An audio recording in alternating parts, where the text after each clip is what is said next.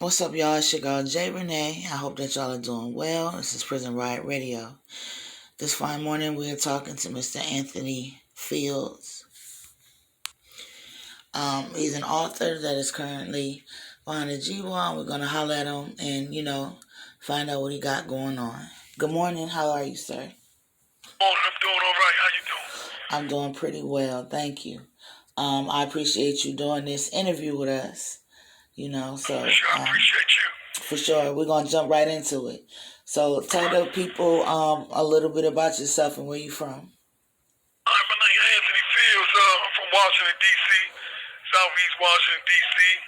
I'm an author, wrote the Ultimate Sacrifice series, Angel 1 and 2, and In the Blink of an Eye, and Gaddafi, a few other books.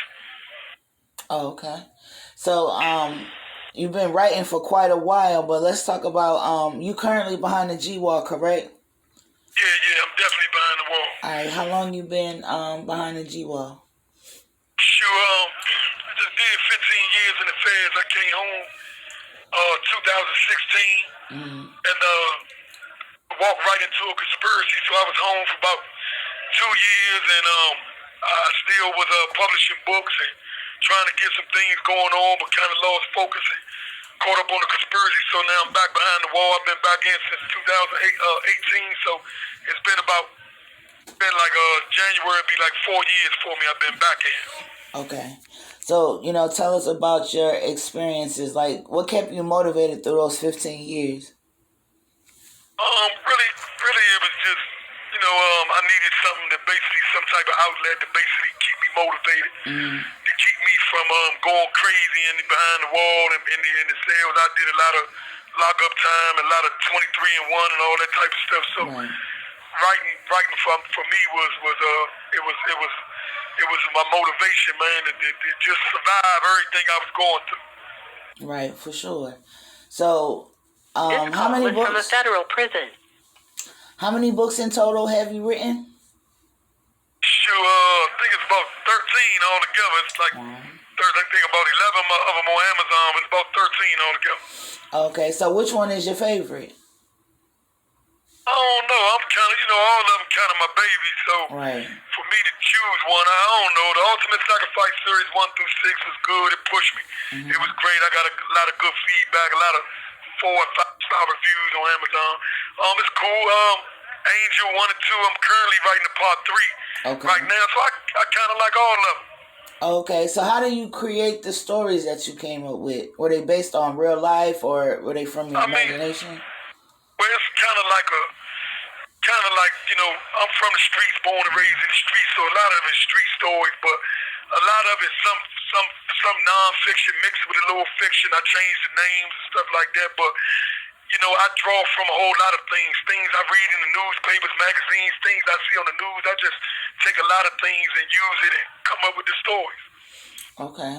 So you said you currently working on Angel Part 3, right? Angel Part 3, yeah. All right. So what made you want to write a third part and not leave it at 2? Well, because it was, I've been supposed to be writing this Part 3 for so long, but what happened, and there's a lot of people that's familiar with my story, but me and Terry Woods ended up falling out, and she was supposed to do the whole trilogy, but we fell out and she didn't send my money, so I ended up having to wait till I went home to 2016 to put out Angel Part 2. So when I put out the Part 2, people, embraced it, so I knew I had to write the Part 3 because that's the way Angel 2 was set up. So I've been writing it since I've been in, but I had kind of wanted to finish the Ultimate Sacrifice series, and I did this other book called If You Cross Me Once. So now I'm focusing on finishing this Angel trilogy, this Part 3. Okay. You brought up Terry. There's a lot of people that have had experiences with her. How was it dealing with that? Especially being in a position where you couldn't really do much. Well, I'm gonna say this. First of all, I gotta give Terry her because she started this for me. Because I had been getting rejection letters from Triple Crown and all the different people. Keep in mind this in the early 2000s, 2003, 4. So I had been getting a lot of rejection letters. So really, Terry kind of took my book. She took it and ended up, instead of putting my name on it, she put it out under her name. And she pretty much made it a bestseller. The story was pretty good, but then her name did it. So me dealing with her was cool, but she sent me $30,000, but she didn't send me the rest of it. So like I said, we ended up falling out because she got in her feelings because I started to put it out there that I had wrote Angel, and she had put her name on it like she wrote it. So this call is from a federal prison. dealing with her, I mean, it was cool, you know, our relationship. But like I said, then once I started to put it out there on different forums that I had actually wrote Angel, then that kind of soured our relationship and kind of severed it. Right. I can understand that. You know, business is serious, and sometimes it can get very serious. You know what I mean? Right. But I definitely want to congratulate you on part 3 that'll be coming out. Thank you. So, are there any other literary works that you plan on doing after Angel 3? Yeah, actually I got to do If You Cross Me Once Part 2. The people waiting on that. Part 1 was pretty good. A lot of people embraced it. And then I got a TV series I want to work on. It's called 69 Square Miles. Washington, D.C. is composed, that's where I'm from, where Washington, D.C. is composed of the diameter of it all the way around is 69 square miles. So it's going to be a pretty good, I think it's going to be pretty good, but it's a TV series. You know, it's about the elected officials and they trying to rid the city of crime, so they going to actually start killing people. Oh, wow. They going to start going into the neighborhoods killing instead of trying to lock people up. So that's what I'm going to be working on. Oh, wow, that's going to be interesting. I definitely think the people going to want to see that. That sounds like a good one there. You know, yeah, that's what I'm going to be working on. All right. So, you know, with this bid, it's been your second, you know, especially having a moment of freedom and coming back. Is this bid different? Do you carry it different? You know, what did you learn from your first experience? And this bid is definitely different, right? And I just want to say, because, you know, at this time I'm in my late 40s, and I've been doing time since I was a teenager. So this bid definitely different. A lot that changed the morals and principles of so-called convicts and stuff like that. You had one of the biggest things is you had the inmates came in. They done put up crime-stopping numbers. They done painted crime-stopping numbers on here. And, you know, 20 years ago, that was a killing offense. You couldn't never do nothing like that. So now the stuff that's going on in these prisons is totally different than anything I ever could imagine. Now, you know, it's just totally different. I'm totally fed up, disgusted. I'm doing everything I can in the court systems to get out. I need to get out. This is a mess. Right, for sure. Yeah. How can we, you know, in what way can we support you as far as your release? Like, what happened with that whole conspiracy thing? I mean, well, you know, that's conspiracy is the big thing right now. And that's what a lot of what the I want to say the government. I don't want to sound like a conspiracy theorist, but that's what they doing. You know, they going in these neighborhoods when gentrification is coming in and you want to take the whole neighborhoods in Washington D.C. You trying to bring all the white people back because you know it used to be Chocolate City. So now they gentrifying it so much. So a lot of these areas in Washington D.C. they want to take all this property back and let the white people, you know, come back.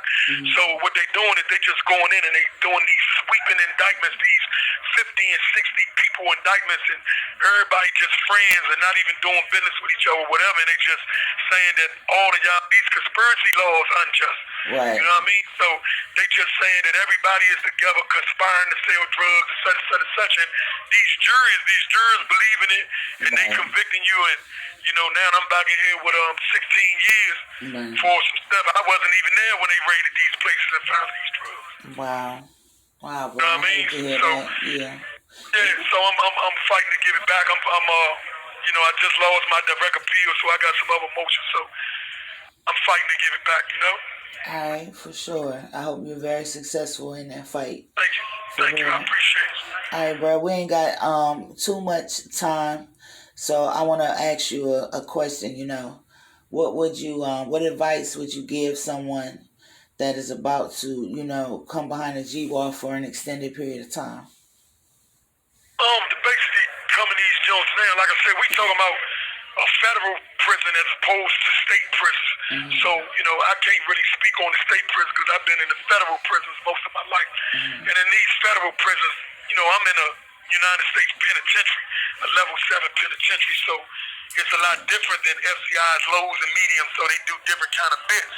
Okay. And this bit, in these places where I'm at, I would just tell a dude to come in and do his own time. A lot of this stuff gang infested. Who come in, try to do your own time, and try to find you something to do and find a way to get out of here. Because this stuff, you get trapped behind the wall, you know, killing and stabbing. Now they charging you with everything, and it's just bad, man. It's just bad, and it's sad to see so many young dudes in here, 18, 19, 20, and they're gonna be in here for 30 and 40 years. It's bad. You know what I mean? So Yeah, that's hard. I don't know. I just tell them to do their own time, try to find a job in here somewhere. Try to work on trying to get out of here, you know? For sure. You got anybody you want to shout out? Man, shoot, definitely want to shout out Kwame. Want to shout out Kwame T. Definitely want to shout out, man, anybody, man, who support me and hears all my books. Shoot, my family, my daughter, it's my baby, and Nadia Fields, my support. Sean Wilson, whole rock of different people, my sisters, extended family. I got a lot of family, everybody. And you, shout you out for the interview, and just everybody, you know? All right. Everybody would support me. All right, tell the people how they can get in contact with you. Hey, okay, well, I'm in the United States Penitentiary in HAZLETON. It's in Brewceton Mills, P.O. Box 2000, Brewceton Mills, West Virginia, 26525. That's the mailing address if anybody want to write, shout out to me. And my inmate number 169-45016. This way I'm at.